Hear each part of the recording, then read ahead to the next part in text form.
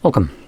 In front of me is a OnePlus Pad Go 2, and today I will show you how you can enable and also set up your Do Not Disturb mode.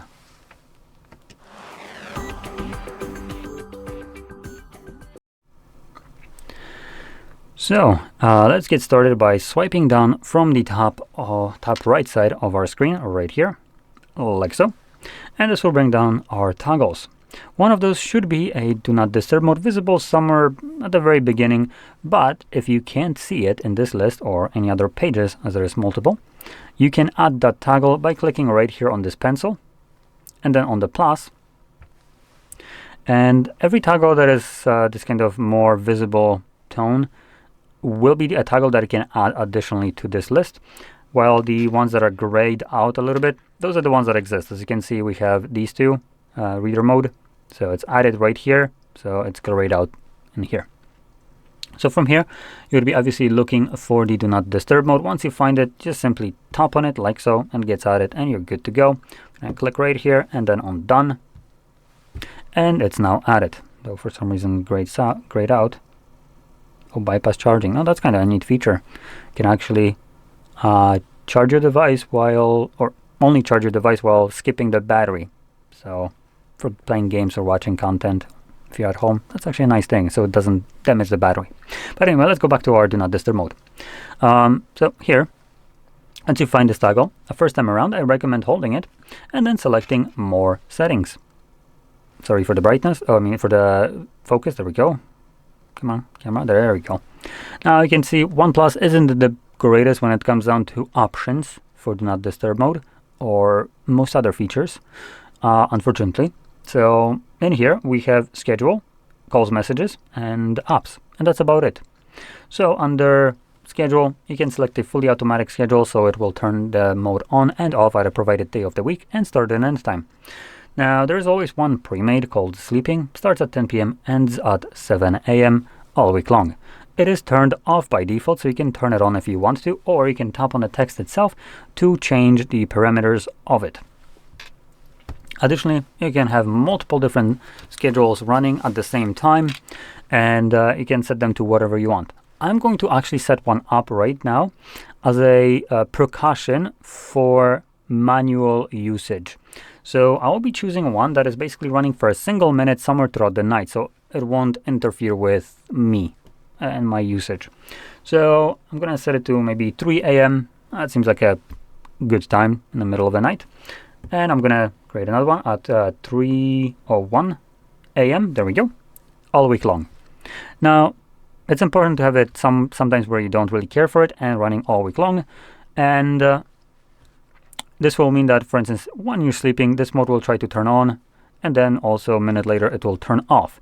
Now, right now it doesn't really make much sense, but I'm going to explain this in a moment why that will be important to you. So let's save it up right here. It will become enabled, which is good. And we can just leave. So this will be my schedule that I set up just as a kind of safety measure. Now, under calls and messages, I can choose who can call you or message you. Unfortunately, this option isn't separated like on other devices. You have to choose same option for both. And we have none, everyone, contacts, or favorites. You can choose whichever one you want. And additionally, there's another toggle missing right here, which would allow repeated callers. Now, there's a tablet, so that might not be such a loss right here.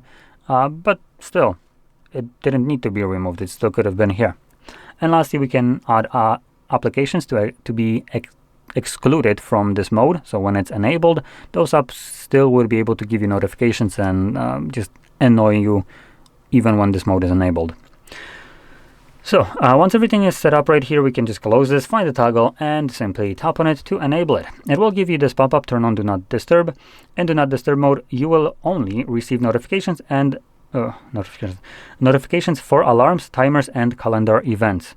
The box Do Not Remind again is enabled, so we're going to continue. And this message is actually inaccurate, as also calls and messages will be included in that depending on how you have set them up. Well, that wasn't mentioned right there in that message. So now, with this mode enabled, you will need to, for the most part, remember to turn it off. Otherwise, this mode would run indefinitely. So you'd have to find this toggle and tap on it. Now, here comes the precaution that I set up, the 1 minute schedule. Reason for that schedule is when I enable this and forget about it, Sometimes throughout the night, this device would then try to enable Do Not Disturb mode, but it is already turned on. So obviously, it's not going to turn it on twice. It's just going to keep it on. And 1 minute later, once the timer passes, it's actually going to turn it off. So therefore, it's going to just disable your Do Not Disturb mode, which is giving you that peace of mind that this mode isn't running indefinitely in the background. Some other devices, ones that actually have a little bit more options in there, like they normally do give you the option to choose what happens when you press on this toggle manually, which actually includes setting up a timer for it. But here we have to go kind of like a roundabout way to get this solved, as we don't have those options here. So anyway, this should be working just fine for you to have it turned off. Unfortunately, it is going to basically happen once per day. So your mode will still run for a prolonged period of time, but still much shorter than if you forget about it, don't have it set up, and then remember about it a week later. So, anyway, that's about it. So if you found this very helpful, don't forget to hit like, subscribe, and thanks for watching.